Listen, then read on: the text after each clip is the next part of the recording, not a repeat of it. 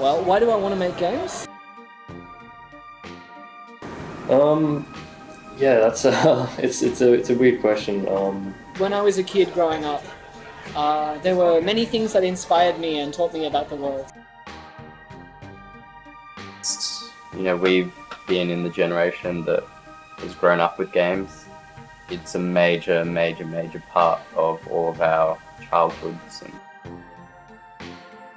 then when I was 14, my friend was like, "You need to check out this cool game called World of Warcraft." And I begged my parents, I wanted it so bad because I saw the cinematic and it looked amazing. It taught me a lot more than anything else, I think. And games are the youngest medium. Giving back to the medium and expanding its potential and seeing where it can go through our own work.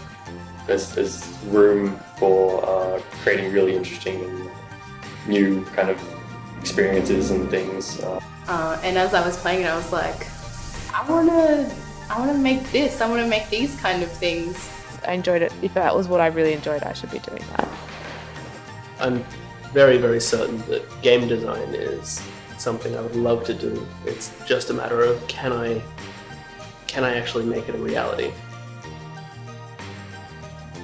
The one that I could actually interact with was games.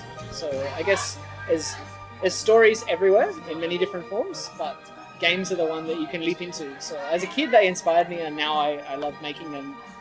I guess for one day for my own kids, that would be cool.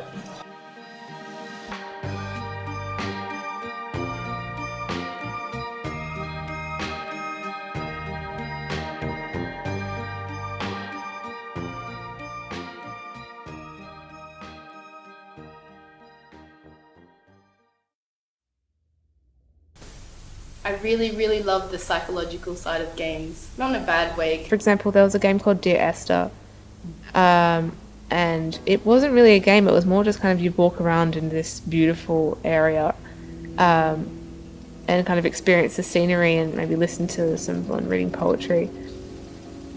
The best way that I can see you can express yourself, it combines graphics, sound, narrative storytelling, and the big new age thing, which is interaction and having this sort of instantaneous feedback loop. And even if there's a story that's taking you somewhere, you're still the one, you're in the game, you are doing these things, you have some input to make something happen.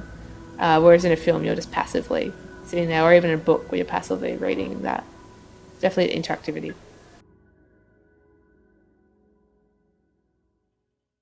Yeah, the game developers are like cats. You come into this room and this wheelchair with this weird head just kind of...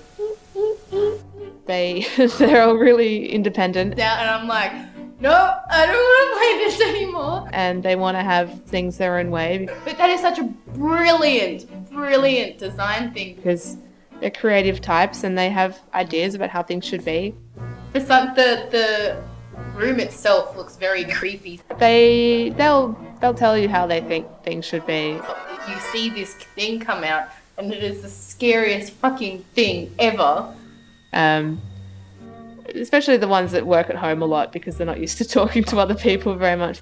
I was so freaked out, but I was like, that is such good design. And then I would go and tell my friends about it and they go, oh yeah, I didn't even really notice that. They'll tell you exactly what they think, which is fine. And I'm just like, I can't enjoy a game anymore. I've got to sit there and analyze it, even if I'm sitting there enjoying it at the same time. Otherwise I wouldn't know what they wanted, so. I'm not really, I didn't really, yeah.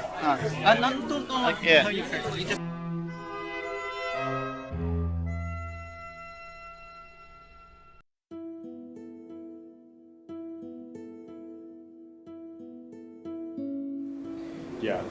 As a career, yeah, it's difficult. It's a difficult career. Every time I tell someone that I'm a game developer, they're like, whoa, that's so awesome. I'm like, yeah, it is. More than pretty much anything else I've seen is one of the most cross-disciplinary things that you can do.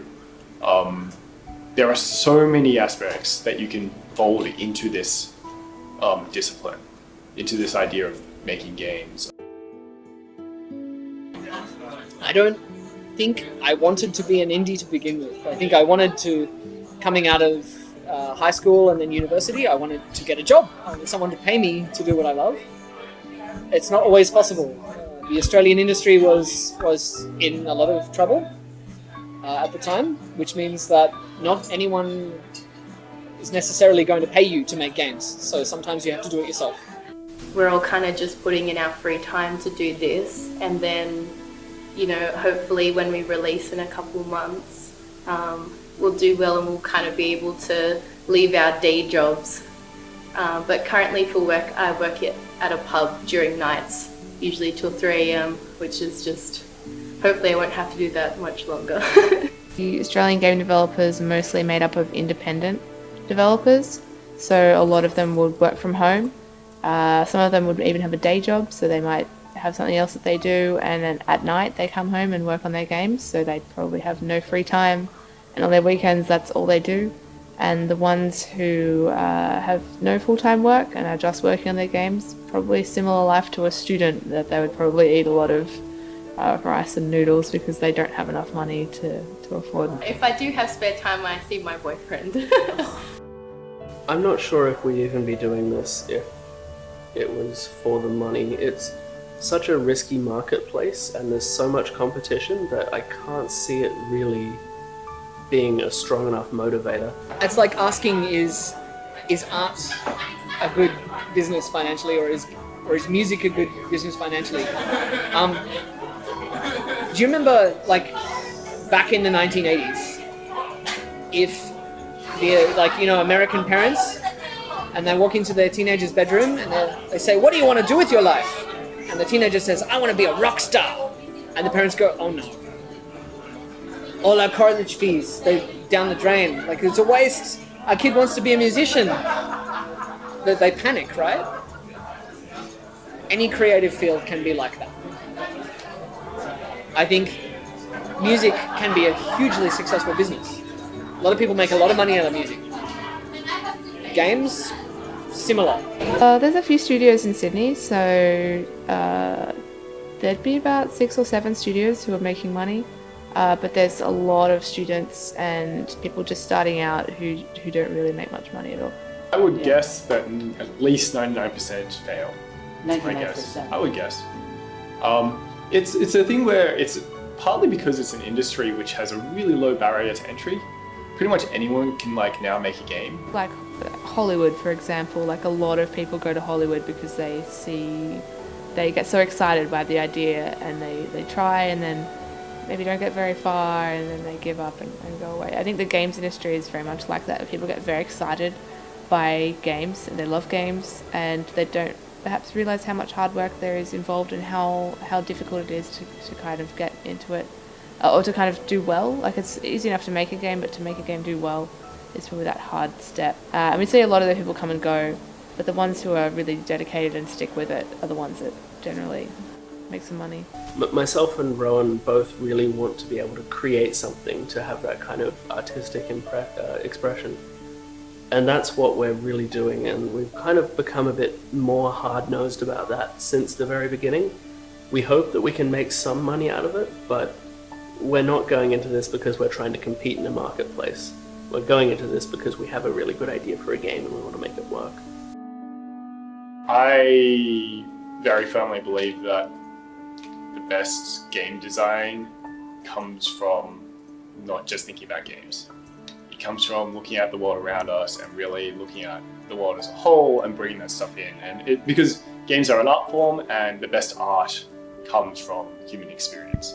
And so finding new ways to create human experiences and that sort of thing is really interesting. I want to make a game that's like, by the time someone finishes playing it, they'll say that they just won't, they'll just be speechless. I played Journey and by the time I finished, I mean, it's 2 hours long and I was crying my eyes out when I finished. I was just like half so sad that it was over and also half that I'd had an amazing experience that, you know, was in a completely different world and I was in someone else's body, but it was still my experience. And I think that's amazing. I want to create something like that for someone else.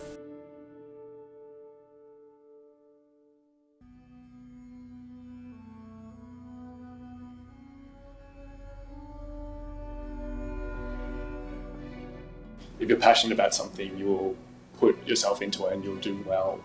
And that at the end of the day, it doesn't really matter what you're doing as long as you're able to get that passion, you're enjoying yourself. We're planning for the game to fail.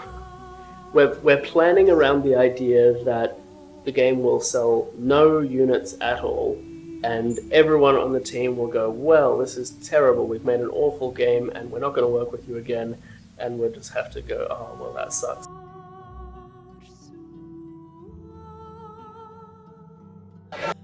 I think that the sacrifices you make for your love of games are worth it. If they weren't, you wouldn't keep doing it. As long as we make something that we're both proud of and we think we're happy with, then it's okay. We would love it if the game made money, and we'll do everything we can to try and promote it and try and get it out there, but if all we do is make a game that we're really proud of, that's okay.